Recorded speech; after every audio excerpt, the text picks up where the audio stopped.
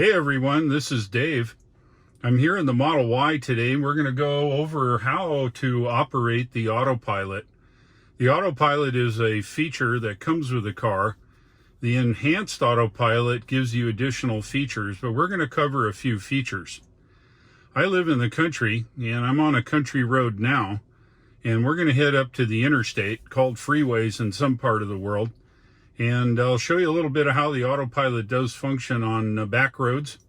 And admittedly, as the software continues to improve, we're going to see even more functionality on the back road to a point where it actually navigates, makes turns and the like. But right now, I'll show you how it works driving on the back roads. And then once we get up on the interstate, we'll see how that goes. So that's basically how the autopilot functions. And here we go.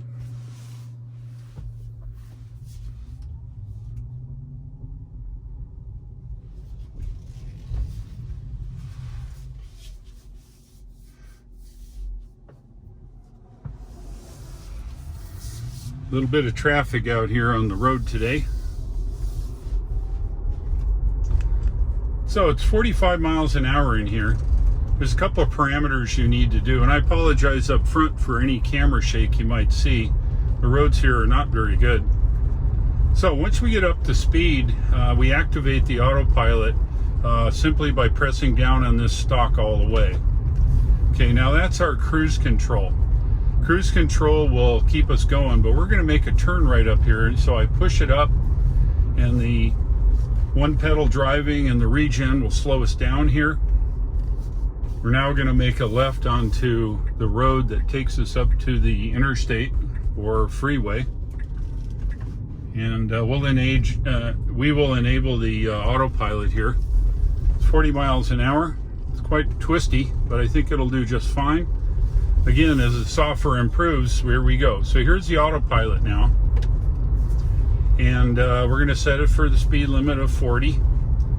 And then I'm going to hit it twice, which puts it in autopilot. Okay, now we're in autopilot. And you should keep your hand on the wheel just in case. And I'm not steering it. I'm just holding my hand on it while the car drives down the road. Autopilot's one of those features that are built into the Tesla.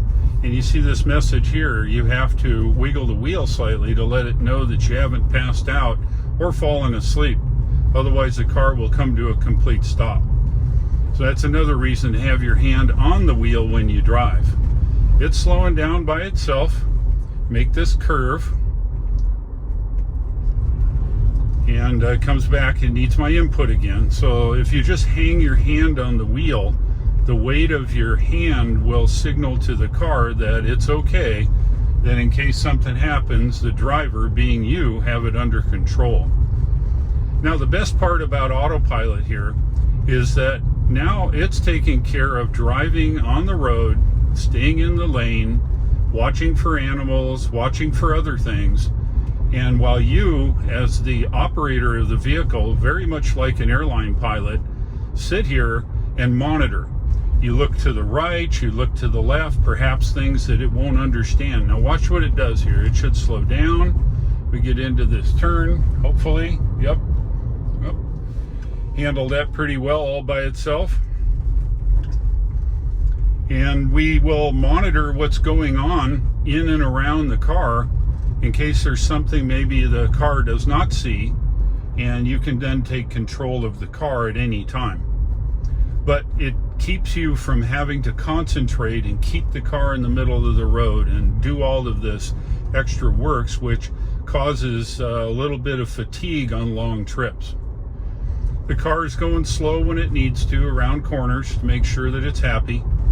As the software improves, we're going to see more and more functionality, better control of curves and turns and those kinds of things. But it does an admirable job on the back roads here. And if I take my hand completely off the wheel, it just drives around the corner and it'll speed up and slow down as necessary here. And we can see it navigating these back roads. Hand on the wheel keeps it happy. Now ultimately the software will be released where you set the destination on the navigation. The car will take you there, and stop at the destination you chose. Meanwhile, you can pay attention and see what's going on, but the car will have complete control. Now, I've disabled the stop signs. I don't think I can enable it. If I had the stop signs enabled, the autopilot would stop here at the sign. So I will turn that on here. I think it's under autopilot. Let me see. Driving, hold on. I'll find it. I don't think anybody's behind me, so we're good to go. Let's see, quick controls. Not sure exactly where it is. Let's try it again. I think it's under here, actually. Parking, chimes, Joe mode. How come I can't find it? Here comes a car. Anyway, we'll enable it here a little bit later, and I'll show you how it stops at stop signs. Wait for some cross traffic to go by. All right, here we go.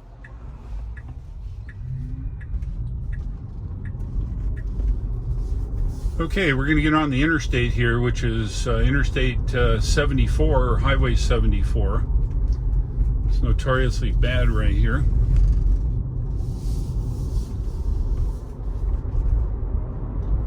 Get up to merging speed here. We're headed eastbound now.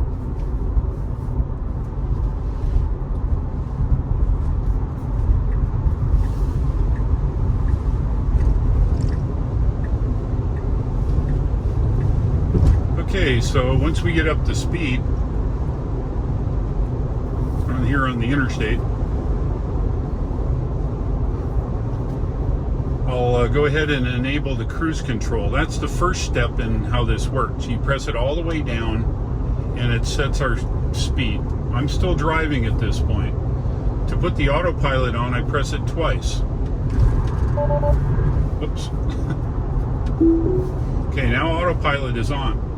Again, to keep your hand on the wheel here to keep the software in the car happy while it drives down the road. I'm going to punch it up a little bit so I don't go too slow out here. Now the car's handling the road by itself, and that's just about as hard as it is. If the guy in front of us was going slower than we are, we have what we call following distance. The following distance is controlled by this control here. I move it to the left and you watch here. There's 5 cars, 4 cars, 3 cars. 3 cars is a good number of following distance. If the guy in front of us should slow down for whatever reason, the car will keep that 3-car distance between us and them. It's great for stop and go traffic or traffic and congestion. With the autopilot enabled in stop and go traffic, the car stays in the lane and will follow all the stop and go traffic without having any intervention by you other than having your hand on the wheel to make sure that it's set up okay. We're going to drive down the interstate here for a few more miles and then we'll turn around. It's all to it. Now, there's a couple things you need to know too as you're driving it. Let's say you want to turn the wheel. So let's see what happens. If I put too much pressure on the wheel here, watch. Okay, now autopilot dropped off here, but cruise control is still enabled. And that keeps our car at the appropriate speed we set. To re-enable it, twice down. Now you say, well, why would you want to dump it off? Well, let's say that you're driving along and you see a tire out here in the road. Now the software today might or might not handle that. But let's say a tire and I need to change lanes, I grab the wheel and I just change lanes. Right? Cruise control is still on. I've gone around the offending problem in the road. I get back in the lane. I re-enable autopilot. And there you go. We're back to autopilot again. Several times I'll be driving along the road here and I'll find holes, potholes, things that the software may or may not see at this point. And I don't generally like to drive through rough roads, so I'll just grab the wheel, and if there's something in the road, I'll drive it, I'll move it over, go around it. But the car is also monitoring everything you do, whether autopilot is on or off. So for example, if I'm driving along here and I get too close to the side of the road, watch what happens. Don't you love it? No blinker oil in that guy. You see? It's saying, hey, you were on autopilot. You're not on autopilot now, and I'm seeing that you're getting close to the side of the road. Now, this is not lane keeping. This is part of the autopilot suite. So it will make sure that if I've fallen asleep, I maybe accidentally hit the wheel and taken it off of autopilot, that the car is not going to careen off the road because I'm not paying attention. So let's enable autopilot. Autopilot's re-enabled. Takes control of the car. Now, every about 15 to 30 seconds, the car needs input. Like, for example, sometimes you go over a bridge, it'll immediately ask you to take control because it sees maybe there's a problem with the road, don't know why. But we're driving along. Now, I'm not going to wiggle the wheel at all. I'm going to take my hands off of it, and let's see how long it actually takes to go. It's usually about 15 seconds. The first pops up is a message that says it wants to see rotational input. That's where you have your hand on it. The next will be a blue flashing up here, which indicates I need attention. And then it will start beeping at me. And it'll beep more. And if it continues to a point where it thinks that I'm incapacitated, there's our first warning. Here's our second warning. And you're going to get a beep now. Flash faster now. Here we go. It's faster.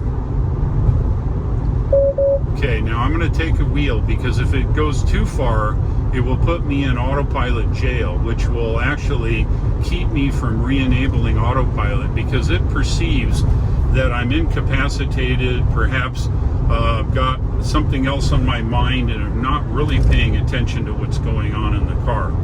So it's going to take that off and you're not going to have to rely on it, especially if you're not at a point where you're able to monitor the car correctly. So it continues down. Now there's another function of autopilot. Let's say there's something going on down the road there and I want to change lanes. Change lanes is part of the autopilot. And I can activate that in a number of ways. First is I use the blinker over here to actually change lanes. It will tell the car that I'm going to change lanes. So let's see what happens here. Make sure we're all recorded. And we are. So to change lanes, you press down in the stalk and click it like you're going to change lanes. The car puts its blinker on. You see down here, it checks the lane to make sure there's no cars over here, and we change lanes. And I go by whatever I'm looking for here. There's the State Patrol. Hey guys. And then the next thing is to change back. I use the blinker in the other way, and it will change lanes back. So this gives you the ability to change lanes. Now there's another mode called Navigate on Autopilot, and I may show you that later on the way back. Navigate on Autopilot is more automatic, even though you still need to monitor what's going on in the car. So it's able to change lanes. If there's a car or another vehicle there for some reason, it will not change lanes. When it's clear, then it will change lanes. That's a function of the autopilot. You notice it tries to stay right in the middle of the lane. Now, some people claim that it drives a little too close to the center lane. Now, depending upon the road that you're actually on, some states are different. I've driven my Tesla all over. Some states, you'll find that the guy that measures the distance between the left line and the right line maybe is fallen asleep himself, and the line's distance will vary. When this happens, the car says, hey, it can jerk the car to the right and to the left to follow the distance in the middle, and it'll do that if it's large enough. However, in most cases, it usually sets a safe distance on the left side and stays there. So here we go. I'm going to move the wheel a little bit and make it happy. Frankly, I don't care either way. There's plenty of room. There's, I would guess there's 4 feet between the car here and the line, which is fine. On the right, maybe looks like 6 feet, maybe a little bit more. So the car continues to drive here. Autopilot is a lifesaver. If you're traveling long distances, it allows you to arrive with a reasonable freshness. It's not so fatiguing as you drive. We're going to get off here at 221. That's Highway 221. And we'll turn around and head back west.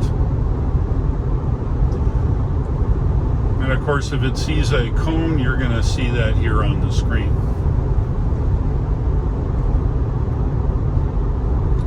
Now, to remove autopilot as we get closer in, I can do one or two things. I can move the wheel, it'll take it off, or I can just push upward on the stalk, and the stalk then will allow us to knock off the cruise control and the autopilot all at the same time. So I'm going to push up on this as we're getting here. It looks like the State Highway Patrol is pretty active. Let's see if we can get over to the left, not get too close to those guys. Looks like he caught himself a speeding truck or something. All right, so we're going to go and make a left, cross over, and then head westbound. Again, apologize for the camera shake. The roads here are not all that good. And of course, we have one pedal driving enabled, so you notice I don't really ever use the brake here. All right, looking clear. Let's go.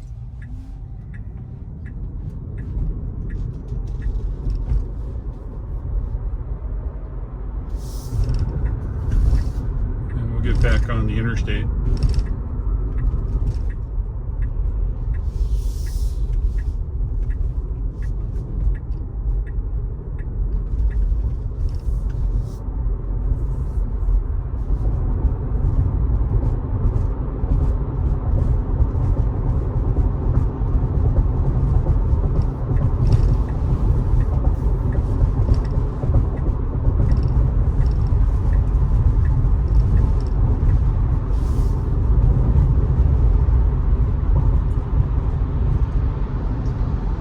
Since we know the State Highway Patrol's up here, we don't want to go too fast. Let's see if we can set it for the speed limit here now. Now let me show you a little bit of how this traffic-aware cruise control works. It's changing lanes again. So I'm going to set it for, let's set it for 2 just for our example. I'm going to set the speed for 75, which is much faster than this car here in front of us. And we're going to, he's going faster than he's trying to follow the guy in front of him. Doesn't know the highway patrol's down here. It's over just the next rise. Well, what I was trying to show you was how the traffic-aware cruise control, that actually following distance works.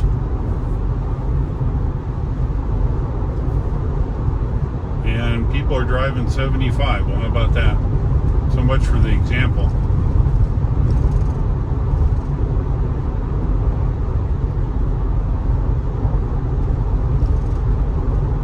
As people go around this corner, they'll all be 70. You watch. And the truck's slowing down already.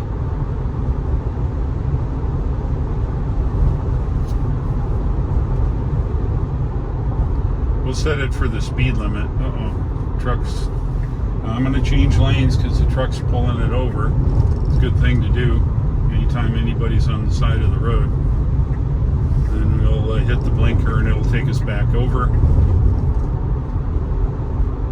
And this down here, we'll see that State Highway Patrol's around the corner, his favorite hiding place. They try to keep everybody under control. Some people drive crazy here. Well, look at that. He's not here anymore. Must have gone after a victim. All right, so we're coming up on this guy here in front of us. I'm going to speed up just a hair. Actually, the guy's right down around the corner. Sorry, my mistake.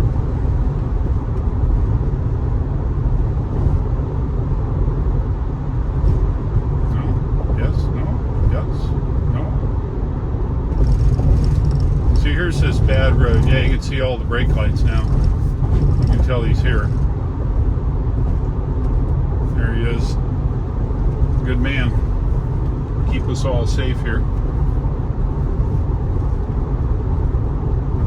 So all this crap in the road, I'm just going to move it over slightly to the right. Took it off of autopilot. This road is notoriously bad on the left side, so I usually drive to the right. You don't want to go too far because it'll whine at you. This is another bad spot right up here, and then it cleans up a little bit. Okay, so we're going to set it 75, see if the automatic following works. We'll come up. I'm going to put it back in autopilot, down twice.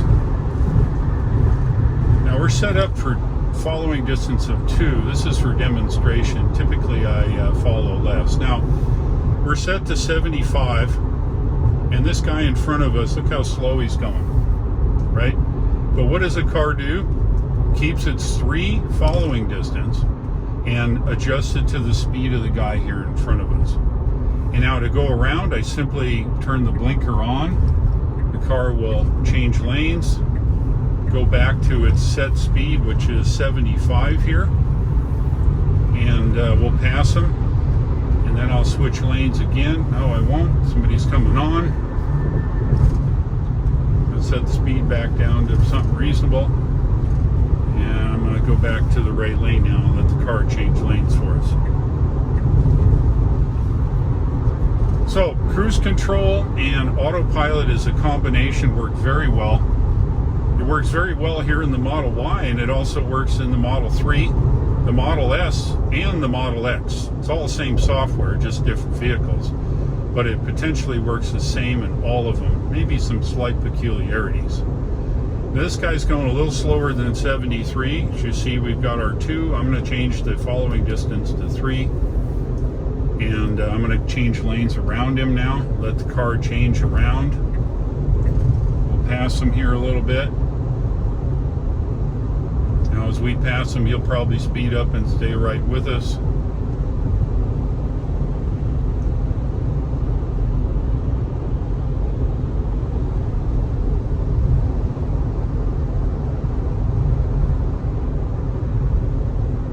You can see the camera sees him here. I'll wait till I can see the front of him in the rearview mirror, and then I turn the blinker on. If the car feels it's safe, the car will then change lanes and get back over in the right lane.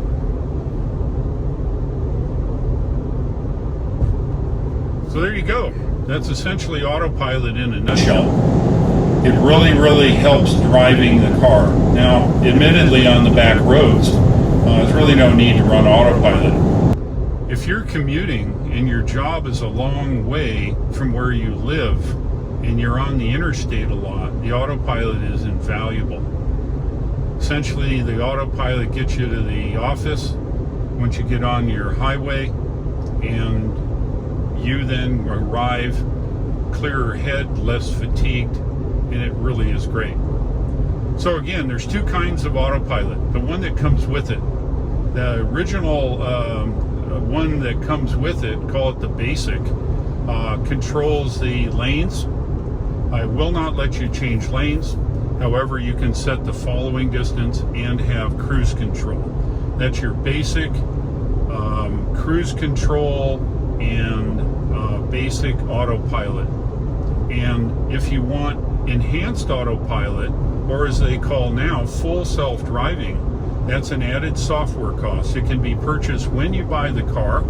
You can also buy it at any time, and they will download it over the air for your car. And you can then instantly have that features and the functionality of it. So there you go. I hope you enjoyed driving along today a little bit how autopilot works. It's not ominous. It does work very well. It's a real lifesaver when it comes to monitoring what's going on. Deer, other cars, obstacles, and the software will continue to get better over time. And after buying your car, you don't have to take it into the store or the service center. All of the software updates are downloaded right over LTE here, and the information is sent and you get it right away. This also includes a bunch of updates. The updates are very valuable in increasing functionality, fixing bugs, adding more functions to your car, the whole 9 yards, and that's all done over the air. Very much like your cell phone. Your cell phone works the exact same way. So again, I hope you enjoyed it. If you decide you'd like to buy a Tesla, the number shown right here across the screen is what's called a referral code.